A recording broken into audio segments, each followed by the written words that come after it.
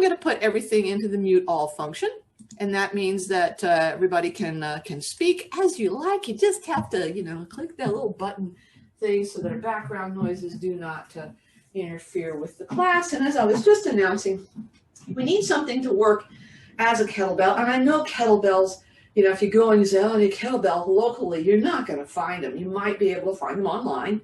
But you know, the jug idea filled with water to whatever weight you want it to be is a really great idea. But hand weights work for this kettlebell lift that we're going to do. Hand weights work really great. Now we will need something because we're going to be doing the wrist rolls at the end, and so you need something to roll. You can do wrist extensions and wrist curls if you just don't like the rolling action, but the rolling action has a secondary feature to it. So if you get a pull or something like that, that's great.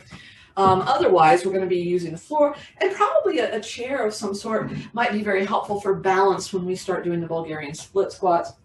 But overall, not a lot of stuff we would need to have to get a really good workout. And that's what I'm trying to make sure is that no matter what you got, that we can do a really good workout. And that we can we use ankle weights today? If you want to put on ankle weights, you absolutely can, especially for if you put the ankle weights around your wrist when we do the plank row. That works really well. Okay, so let's get our warm-up started. We stand and we begin the little twist, nice little twist, little action. Get that movement. You know, every time I start this off, I'm like, oh, how did I get tight right there? There's always something that my body's going, what did it do to me? See what you did to me, you know. And I assume that other human beings experience what I'm experiencing too. So you know, you feel that. And what I'm looking for in my body is whatever little, you know, nagging sensation that I have that's making me go, oh, what did I do there? If it begins to loosen up as I continue to move, then I'm not going to be really worried about it, because that means it was just tight muscle structure. And once I warm up, I'm in no greater risk. But if it doesn't loosen up, if what you're feeling, in fact, increases in discomfort, you better back off, because there's nothing that protects us other than ourselves, okay? So don't just say, well, you can't get hurt with this exercise. Yeah, you can. We can get hurt walking around. Let's take the arms up and just throw them down. We can get hurt just going to sleep at night. I don't know if you ever woken up with a, you know, neck problem. Yeah, my dad used to say that he could break a leg falling out of bed in the morning. There you go. You can do it. Oh. So we take the arms, we throw them down. We get the shoulder area loosened up, nicely loose there. And then we soften those knees. We rock our way back because we do want to wake up the balance centers. We rock the weight forward. We catch ourselves. We have to step forward and back. That's not a sign of incompetence. That's a sign that, oh, yeah, anybody's paying attention and you took it a little farther. And it's okay because nothing negative happened. We want to make sure that if we lose our balance and we're holding the weight, we can recover. Put one foot forward. All right. So one of the things that benefits us in a workout is trying to incorporate a full, realistic kind of body movement. And that's one of the things that would be lacking if my workout was done in a gym with machines. And don't get me wrong, I love working out in a gym with machines, bend the knees. That's not as possible for us right now unless we happen to have our own private gym or an exclusive gym or some way we can feel safe in some gym. But machines, although they isolate muscles, they don't get our body to cooperate with itself in a realistic way. So what we're doing here is really nice, realistic workout. Stand with the feet hip distance. Take a deep breath in, and as you exhale, push your hands together. Now, as you're pushing, you're looking to feel your chest muscles. And you want to keep the push happening as you bring it up and then draw it apart. And it's very easy for us to sort of mail it in. You know, my hands are together, my arms are lifting. No, push. Get that activation and find out if your chest, if your shoulders has a little bit of drama going on. All right, let's take it from one side to the other. Let's push across. We inhale, we'll do it again. I do it to the same side a couple of times because I really want to feel what that side's doing. And then we take it the other way. So I get a chance to go, is that something that's a problem? All right, so we are identifying. Let's lift the shoulders. Let's pull the shoulder blades back, reaching back. We're going to exhale now. Squeeze. and bringing the shoulders forward broadly. We're going to widen shoulder blades and inhale into that shoulder blade space. We're going to reach and squeeze back, exhale. Forward, shoulder blades deep, inhale. And once again, reach and squeeze back and exhale. Okay, we'll release that apart. Now we stand. We press the feet and the knees outward. We pull in our core with the chest going up, the shoulders go down, and we push our hand into one side, tilting. We lift the ribs in the arm. We stretch upward, deep inhale. Exhale, lifting up and out. Press out the feet, belly in, chest up, shoulders down. Push onto the leg as you tilt. Lift the ribs in the arm up, stretch, inhale. Exhaling, lift yourself up and down. Okay, now wide stance. And we're going to bend the knees, hands to the knees. Lengthen the spine forward and twist across your body, gently stretching. Let's find out, where are the other issues? And there's a lot going on with this, which is a good warm-up action because it moves a lot of places. It stretches a lot of muscles. We'll go back to the first side. We're going to inhale, remembering that breathing is part of your workout. Deliberate deep breathing. All right, let's loosen the back of the leg. Let's come to center. Let's bring ourselves down. Now, you can bend your knees all you want. Find a comfortable hamstring stretch and see if you can let the head and the arms hang, because starting our workout with a nice long spine would be a great idea. Sway a little side to side if you want. Now let's stretch the inner thigh. We're going to come over to the side, to one side, straightening the leg. Now, if it's uncomfortable being low, you can bring yourself up, or you can even lower your hips down. So it's very modifiable, adjustable, personalized kind of inner thigh stretch. We're going to go the other way, and high or low, or hips up or down. We stretch. Do that first side again. Make that stretch. And to the second side. So we're just loosening up the areas that really need to be pliable. Center and bring yourself all the way up. We're gonna work with the squats. So we stand and we have our feet about shoulder distance wide, the weight back on our heels. Goal is to get the seat muscle active. Reach your arms forward. Knees and feet point the same direction. Come down. Don't go any deeper than you want. Push down on those heels and come up. So if I don't have to go down very deeply, I'm less likely to bend my chest down. I'm not trying to prove anything to myself. If I don't use the arms, I realize, oh my goodness, I was actually really needing those arms to help me with this. It was easier when they were there. And if I do something such as the arms overhead, which creates mild extension in the back, doesn't take much extension, this is now made harder. Oh my goodness. And yet, as we create this action, it is an excellent warm-up. It gives me a lot of information about how my knees are doing today, and that's a good way to begin. And our first action is going to be the kettlebell lift, and I'm calling it that. If you have a kettlebell, great.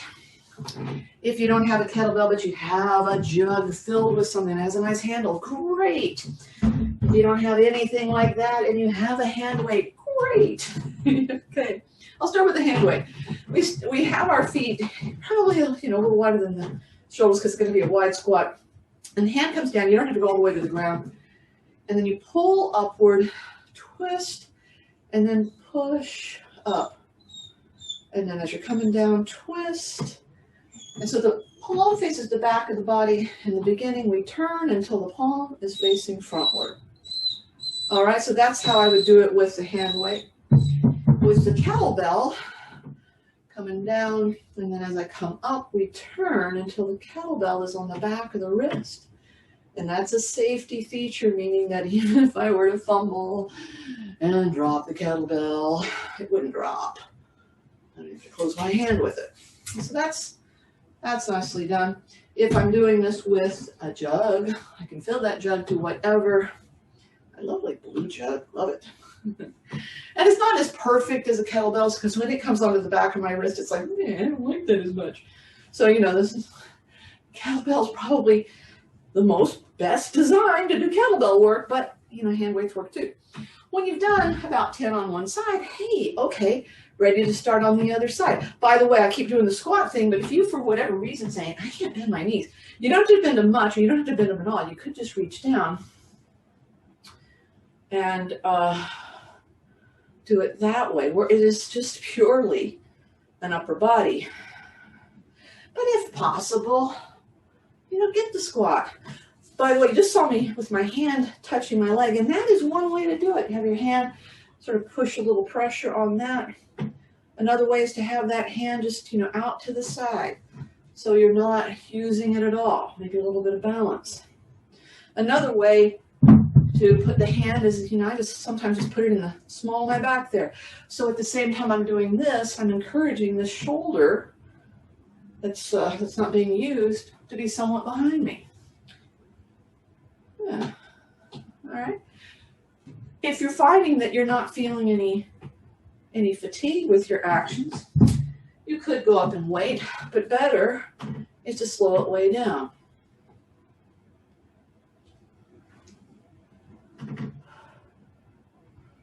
The slower we go, the more intense things get. All right, so slow things down if you're feeling you're not really getting a lot out of it.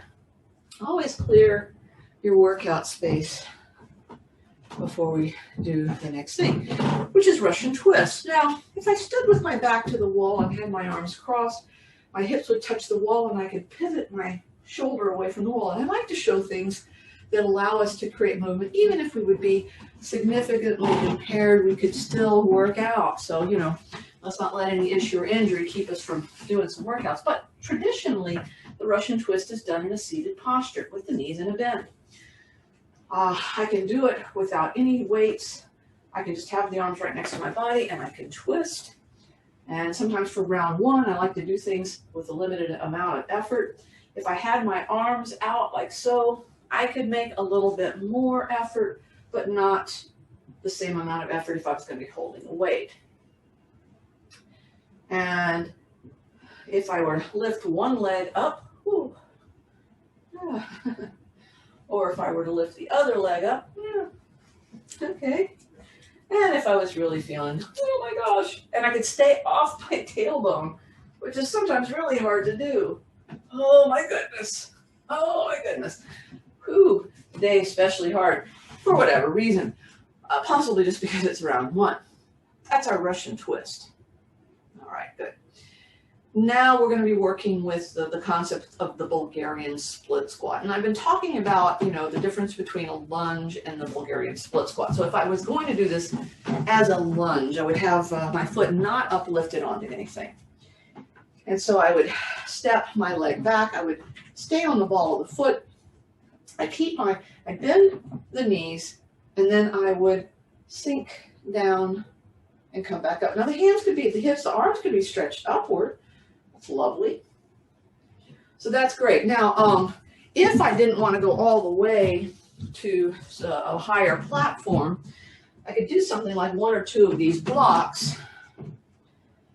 And the hardest part for me is just getting my initial position. By the way, I didn't mention it, maybe I wasn't even doing it, that chest 45 degrees forward. The front knee does go a little forward in the classic Bulgarian split squat.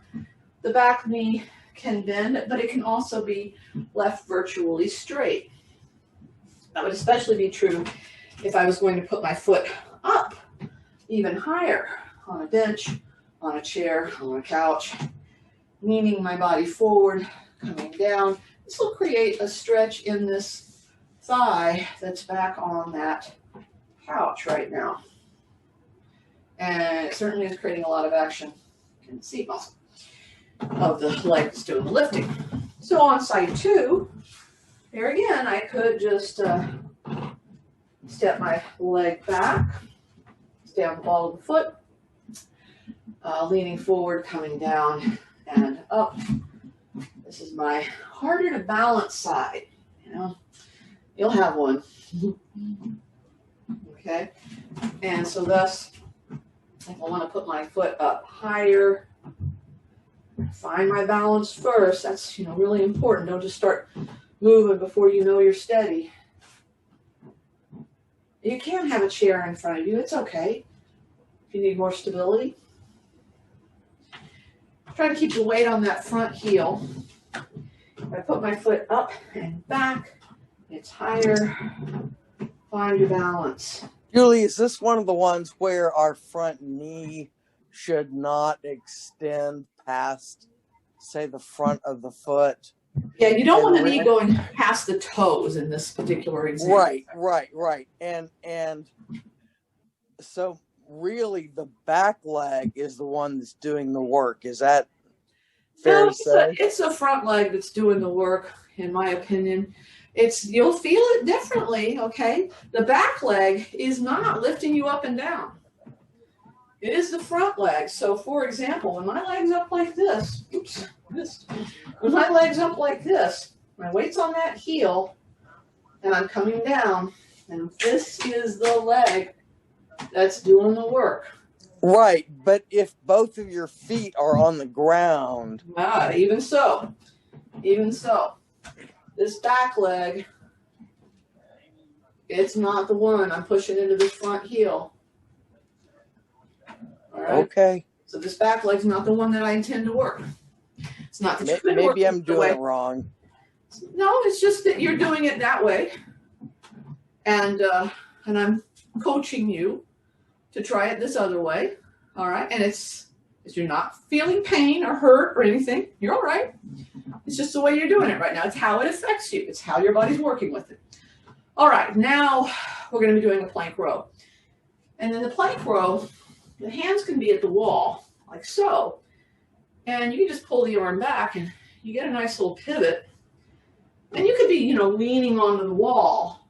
And that's the nice thing about the wall, is it allows you to measure out the amount of effort. And if you're doing this as a floor-based action, in a tabletop, for example, you come up. I'm not using a weight right now, just to get my body used to the action, because there is a lot going on. Now I can come out to a knees down plank and create the action. You could do it all on one side. You don't have to shift back and forth. And yeah, if you wanted to do the full plank, in the full plank, I tend to spread my feet out wider so that I'm more stable in my tripod stance. So even without weight, that's intended to be a core workout. When you get to that full plank or to the kneeling plank portion of it, it's like you can feel your core if you're working with that. So that's another one of those where you're like, okay, there's my heart rate going up a bit, and that's good. I mean, that's what we intend, is we intend to get our body working. We intend to get the circulation flowing. Yesterday we were talking about, is it good to sweat? Well, it's not bad to sweat, and it's actually good to do an exercise that could bring you to the point where you're feeling sweat. But we were talking yesterday about how sweat itself is not such a great, it's not that bad. It doesn't contain all the, negative waste in the body that you're getting rid of. It's some, mostly it's just, water and a little bit of minerals and salts leaving you, so you got to replace those. All right, now we're ready for the action of either, it's the yoga jump back. It's called burpees, squat thrust, Ashtanga yoga movements. One way to do it is to bend forward at something like a chair. So you're not all the way forward, and your hands securely placed on something that won't move. You can step back and step back and step forward and step forward. Now you can stay down, but if you pull your belly in and come up, you may be able to learn how to stand upright from a forward bend without feeling that you're, passing out. Instead of stepping back, the concept of hopping or jumping back and jumping forward. And remember, you can stay down as well. Now, if you're thinking, I want to try it at the floor. All right, you gotta get your hands flat. So that means that the legs are gonna bend a lot. So we tilt forward and we bend those knees a lot to get the hands completely flat. No, don't just have them uplifted or something. They gotta be flat. And then you can step back. You don't have to step back all the way. Step forward. You can stay down, or you can press the heels belly tight. You can bring yourself up. And you can also come forward, hands completely down. You can make the hop back and the hop forward. If you choose to hop, you want that to be as quiet of a thing. You don't want it to go slam, and even the neighbors are going, what happened over there? Was it an explosion? You're wanting it to be silent, like a ninja hop. You want to be able to hop and land controlled and lightly. So that's why I say, don't try and jump all the way back. And don't try and jump all the way forward. You can knock yourself over if you're not ready for it. Just, just be cool, right? Do a little bit of the work.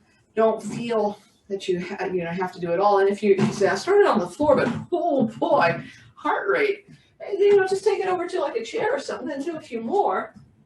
In other words, learn where the control knob is on the intensity level of what you're doing, so that you're not stopping. And you can stop any time. You might say, oh, better go get a drink of water.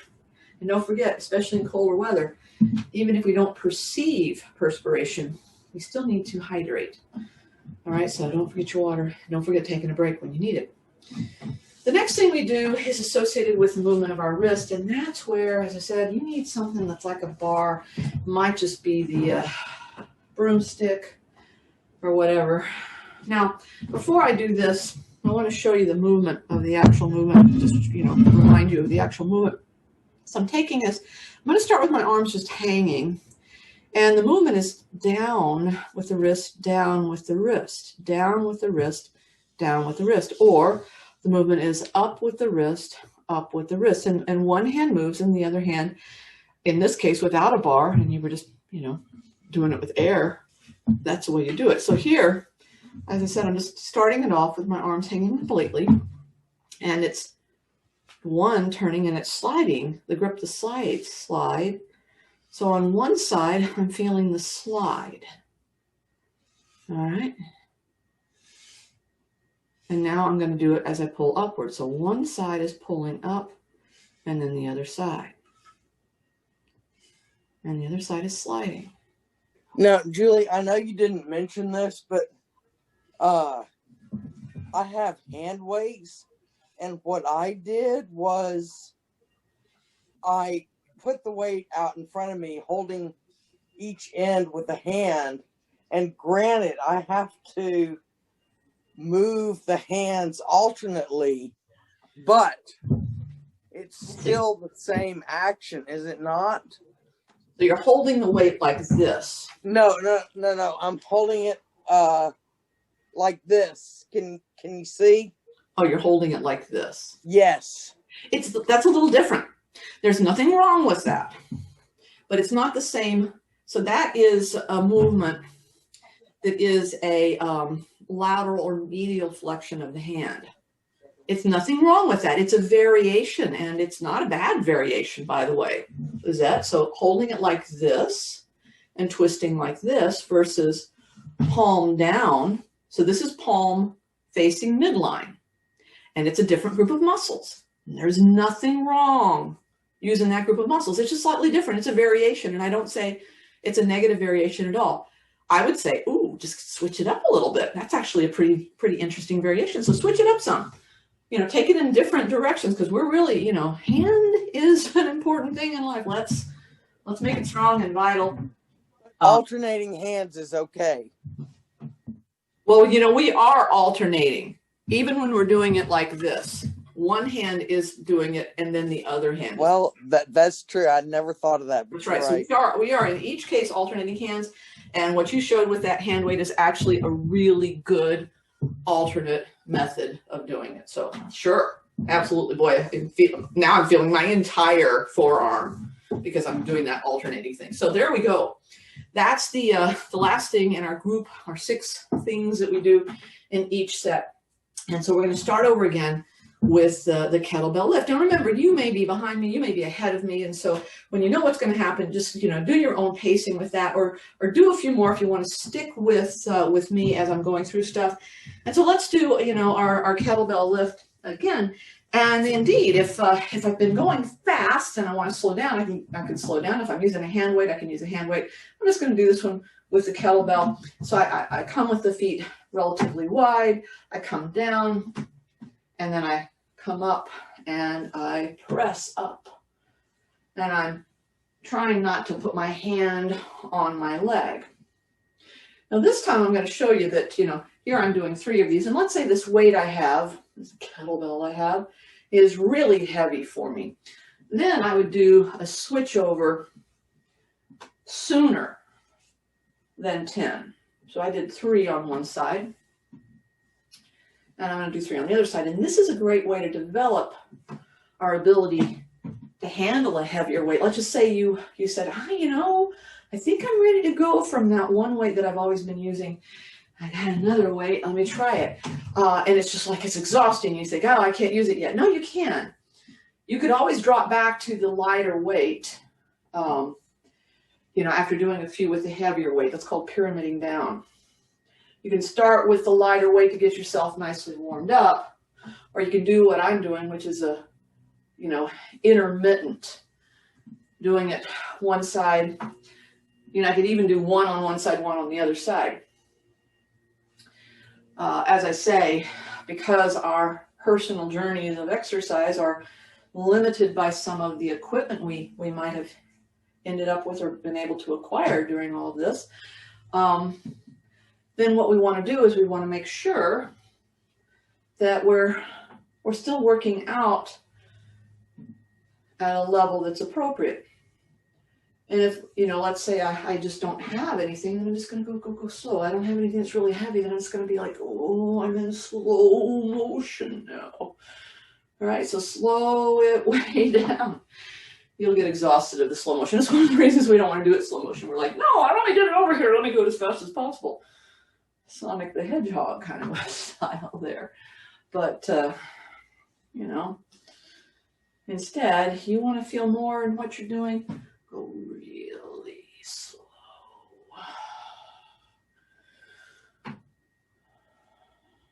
So this, as you can see, is not like a machine.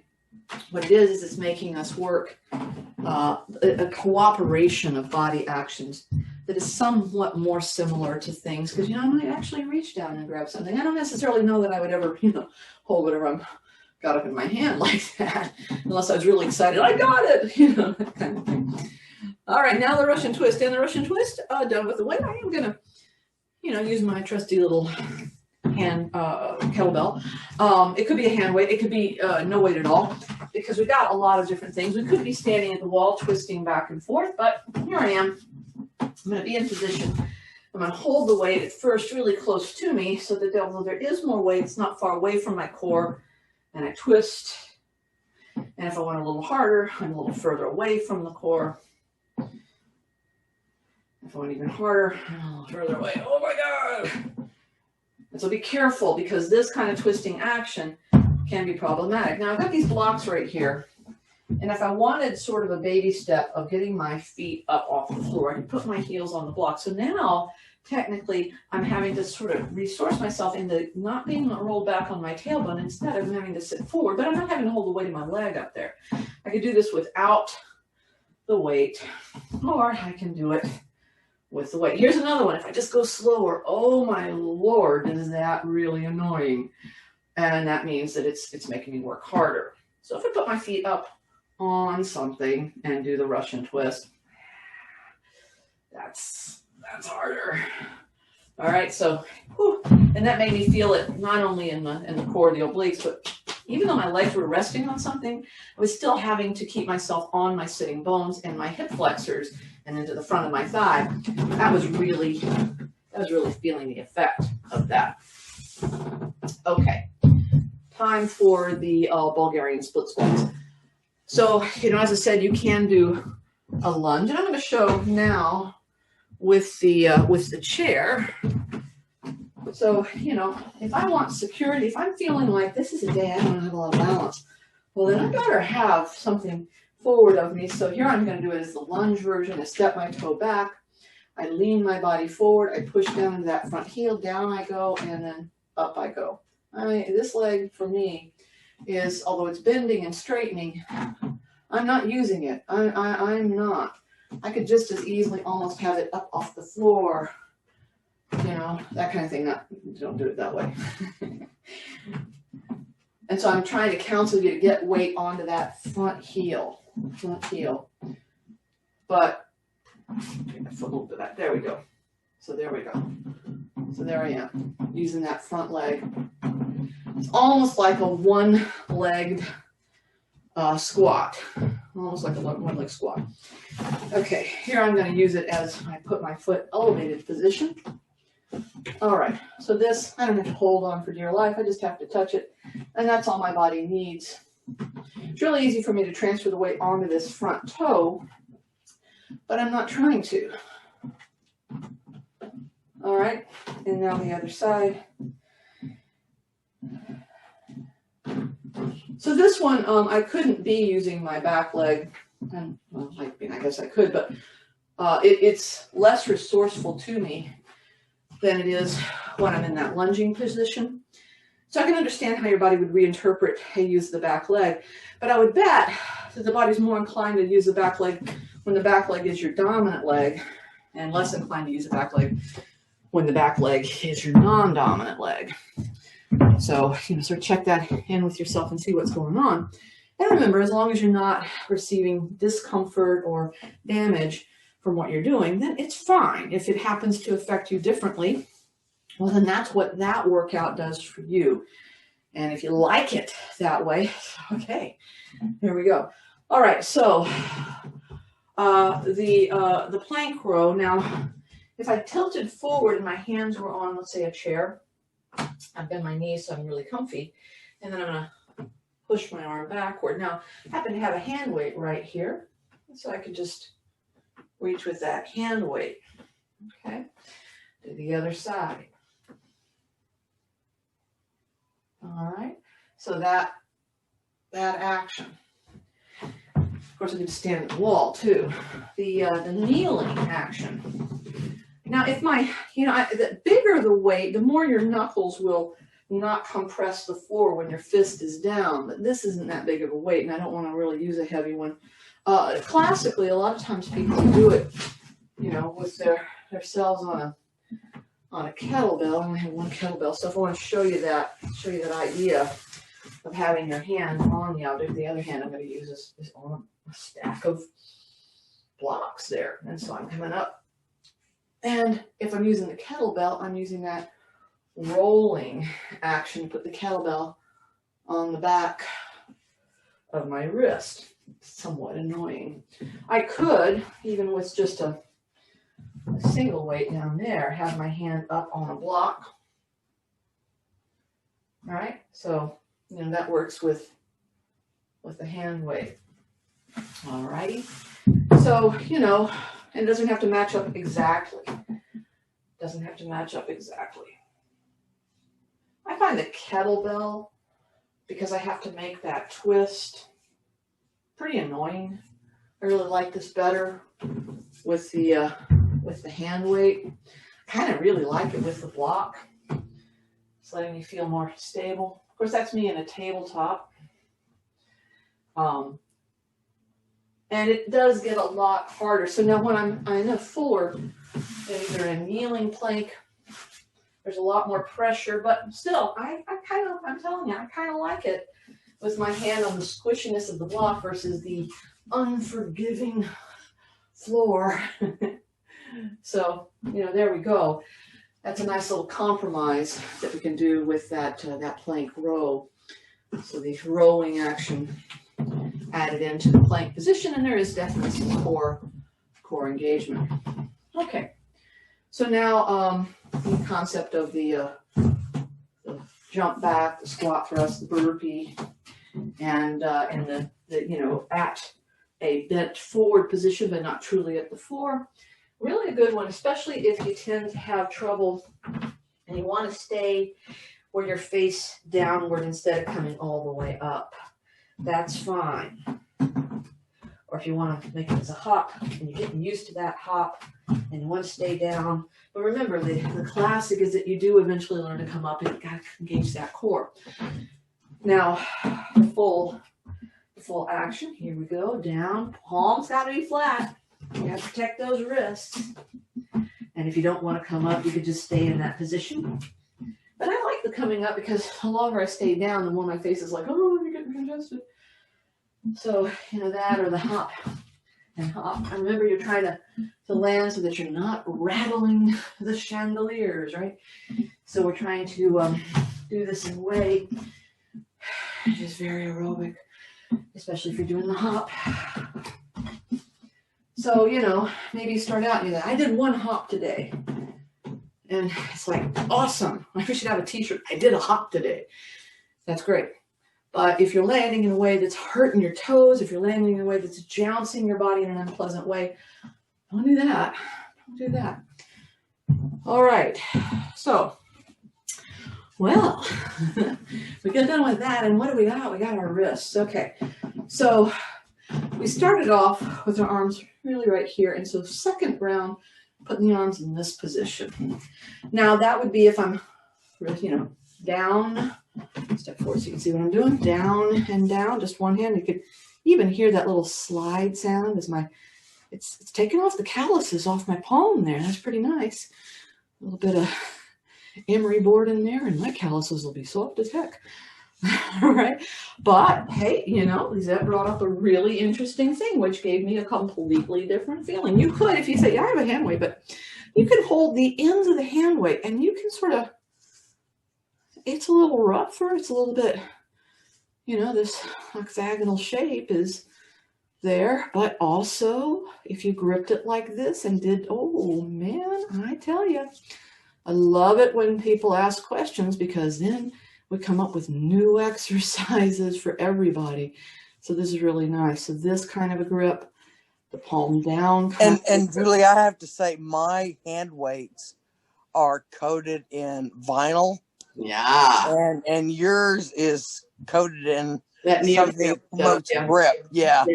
Yeah, it improves the grip. So that is correct. So if you got a vinyl coated one or you got one that's just all metal, you know, there are different experiences. So, you know, it's valid. It's valid what we're doing. You know, try it out. See, do you like it this way? Do you like it that way? It's a good thing. Remember, we're trying to do it with our arms now slightly more forward instead of just hanging down here. We got a little bend in that elbow, which means our bicep muscles are a part of this. So, you know, we're doing some things a little differently. And each time I do it, I'm like, wow, we're going to have just rocking wrists. People are going to say, wow, look at those rocking wrists you have there. Well, now, Julie, I thought we're supposed to hold our arms straight out in front of us. If you've been listening, I said we're starting here. Oh. And for round 2, we're going here. And almost, it's a spoiler alert, but for round 3, we're going to be seeing that. So those are your options because it can get so tiresome. And if you're starting here and you're like, I'm drooping, then go to here, and then I'm drooping, then go to here, okay? So, you know, rise up and down as you need. Because here comes round 3. We're done with the wrist stuff. We're heading into round 3.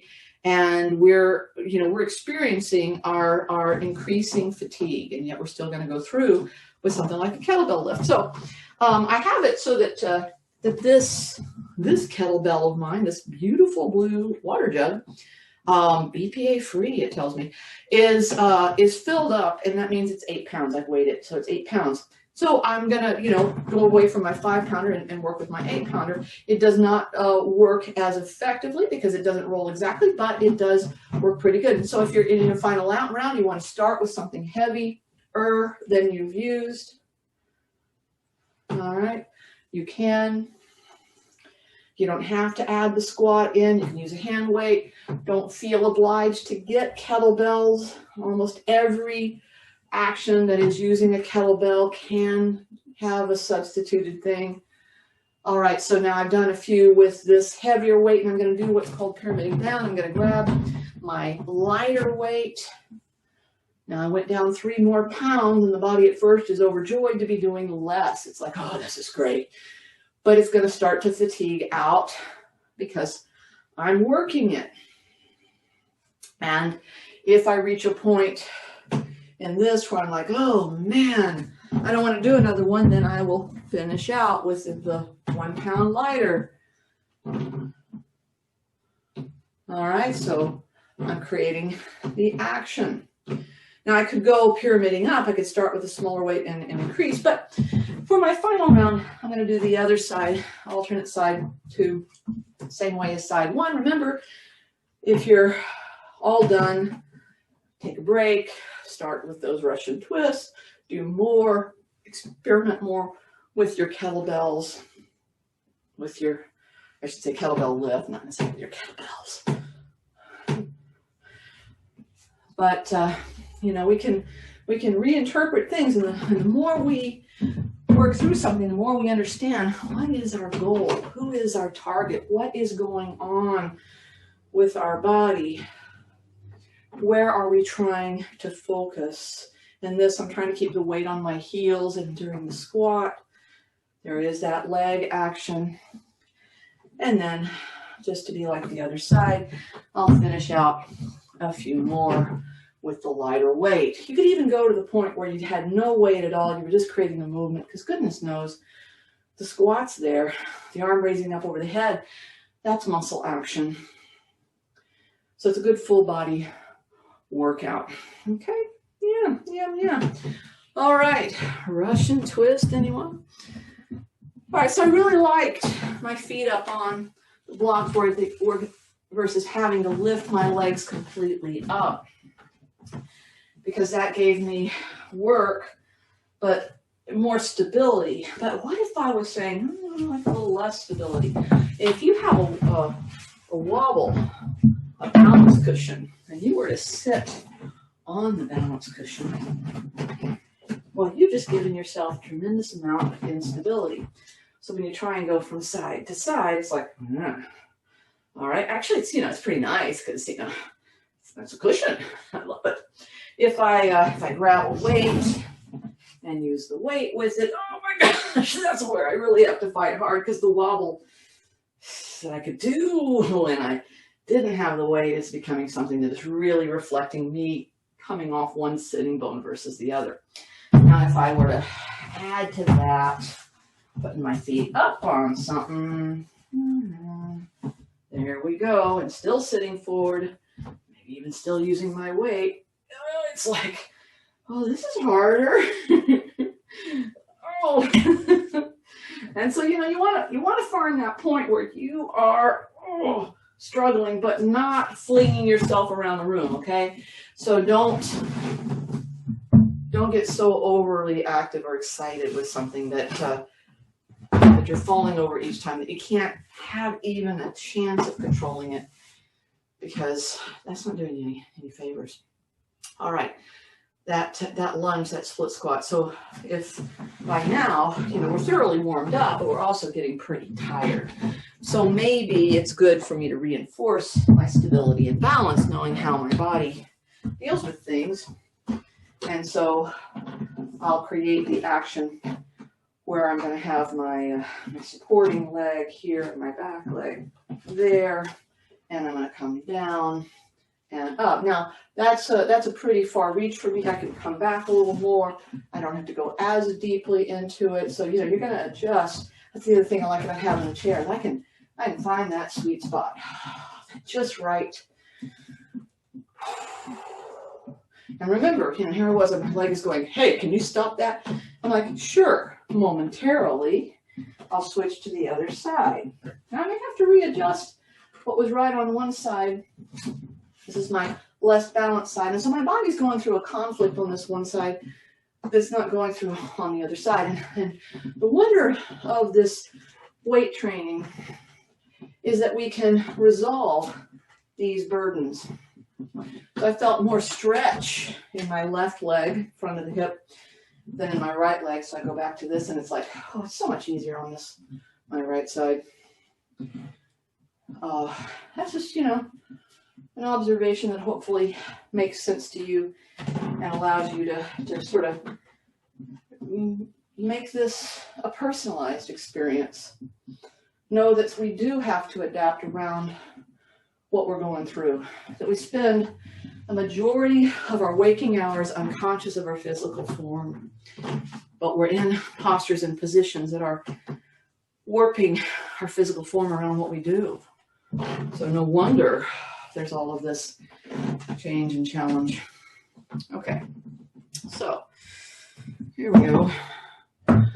Time for those plank rows. I keep looking at them saying, there's nothing in this that's really all that easy. No, there's not.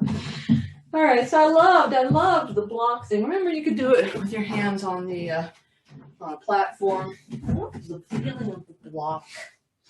under my hands. I'm going to stretch myself out a little bit there into this type of plank. Oh yeah. See, for me, it's like, that's the right challenge. Now, if I take it further back into the full plank, for me, that's like, oh, yeah, I can do it. But that's not my training position. That's a, yeah, I can do that. Instead, if I'm going to do multiple ones, I take it down a little notch. I'll go into the harder posture just to see how I'm developing, to see if I'm ready to step up to that new level. So don't just take the idea that, yeah, I can do it. Can you do it with really good form? And I can do one of those, two of those full planks with really good form, but then my form begins to disappear on me. And you know, the other thing we're trying to manage is our enjoyment of it all. If we really hate it, you know, back into the tabletop, if we really hate it, then we're not gonna feel that this is what we want to be doing with our time. And so that's another thing. Just find your challenges. Sometimes, some days your mind is ready for the challenge. Some days your mind just wants to sit there and eat, you know, pie.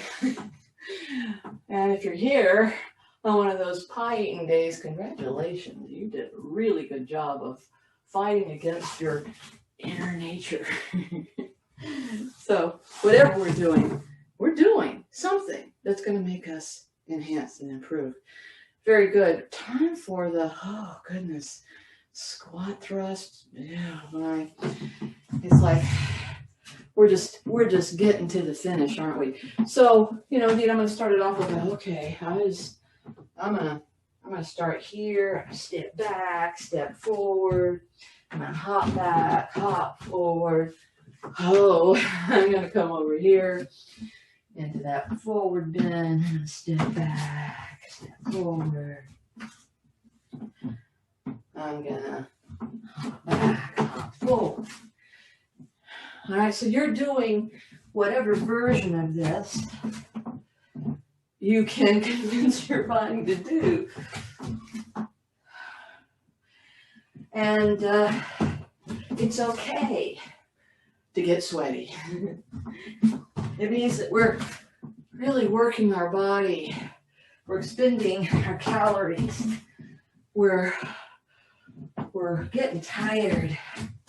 But we're going to feed ourselves. We're going to do the right thing for ourselves. It's like, and we're going to feel a sense of satisfaction of having done more than we absolutely had to do with the day. And then our final thing. So again, past that spoiler, you know, oh, are the arms out here? Sure. But if your arms need to be here or here, yes, arms here. So, you know, I show you adaptations, modifications, because we need to start at our level. And exercises are not one size fits all. We have to adapt them to us. I'm going to go the other way. And they're not going to feel that natural at first. All right, I'm going to switch over to the hand weight one because that's really intriguing me. All right, even though it is resistance, I'm using my deltoids to hold this arm out there. And my deltoids are going, yeah, we know you're using us, thank you. Getting a little tiresome. Put it down a moment, and then, yeah, there's that other turn. And then do the other way. And so this one, I haven't told you what equals a repetition. It's, you know, it's really whatever. We don't have the little contraptions that I made, and I still haven't done the video that shows you how to make them. So it's, you know, it's really the number of times you can go down or up, not just 10. You know, you try and do it multiple times of, you know, whatever you're doing, that you try and do it and do it multiple times until your forearms are ready to start a little forearm forest fire would be my suggestion. And it doesn't have to be that you're holding a weight. It could be any object. paper towel roll, I don't know, whatever object it is. Eventually we come to the point where we say, I am done with this. I'm through with it. I'm tired of it. And we've actually run out of things to do, and we're running out of time. So now, whenever you're ready, you begin your warm down. And remember, a standing movement of twist is a great way to start the warm down. It's going to let all of that work that we just did in our hands and our wrists be something that is getting a little bit more blood supply, because we're just sort of hanging our arms like that. It actually does improve the circulation and the response of the body. We could do a hands to the knees, reaching across ourselves. Whew. Feeling nice. And that's what we're after. I could come down with my elbows on my knees, lift my hips up, and do a little side to side movement. Just, whatever's in your head with that. Of course, I may be talking to a group of people that are already down on their back, right? On our back, knees into the chest. One leg at a time straightening. So the hamstring is being stretched, or both legs at the same time. Nice little inversion, some more blood supply coming down into the body as well. Feet down or knees up. Twists. Oh yeah, that's really nice. I like twists as the end of exercise focus, because the spinal joints can become misaligned relatively easy. When we do a twist, we encourage our spinal joints to rotate into their best possible position. So there's less interference of muscle structure that's pulled too tight or kept too short. So, there we go. This is really nice. And then just, if you just want to lay there and just sort of, because maybe today you had a really exceptionally over-the-top intense workout and you were just ready to breathe. Or maybe today you decided that it wasn't going to be that intense. Everyone's day is theirs to claim in whatever way works best for them. But do take some time right now to let the heart rate return to a more normal level, to let your body cool off just a little bit. Be sure to drink plenty of fluids, and of course we want to restore mineral balance, and one of the better ways to do that is to eat foods. They contain our vitamins and our minerals. To eat your protein, 30 grams is a desirable amount within the hour, is some of what we can do to make sure that we get the most out of this exercise routine. So that's available to us. And remember, if you worked out intensely today, don't work out intensely tomorrow. That is actually too much for your body and leading you to a state called overtraining, which increases your risk of injury. It increases the inflammation, and inflammation is the starting point of many bad things. Diseases, illnesses, and injuries start with inflammation, and we get rid of inflammation when we sleep our 7 to 10 hours. So get your sleep. Know that you build your proteins during that sleep cycle, and proteins are not just for muscles, they're also for immune cells. So have a system of working with your body. So it's like we went through this routine. It's a full body workout kind of routine. And the holistic effect of it is that we're going to eat appropriately, rest appropriately, sleep appropriately in order to truly bring about the best improvements in our health and in our life. Now, let me ask if this cute little girl I have with me today wants to come in here. Are you sleeping? Would you come in here with us? Oh, you're sleeping. Come on, baby. Oh, she's so sleepy. Yeah, Cooley's here with us today. Yeah. Oh my goodness, Cuckoo. Yeah, sweetie pie. She's learning how to do that good-natured shape, but she likes to do it with both arms. I'm trying to teach her that that's called a hug, but she likes to do this better than anything else. Of course, you can't see her. I can see on my screen that she just looks like the shadow that's with me. She likes to be on her back so that we have prime access to a wonderful petable tummy. So, you probably have a furry little creature too in your life. And if not, find a furry creature to snuggle with, because, oh my goodness, that's awesome. I guess a feathered creature would be good to snuggle with too, so not just a furry one. Excellent, excellent work, everyone.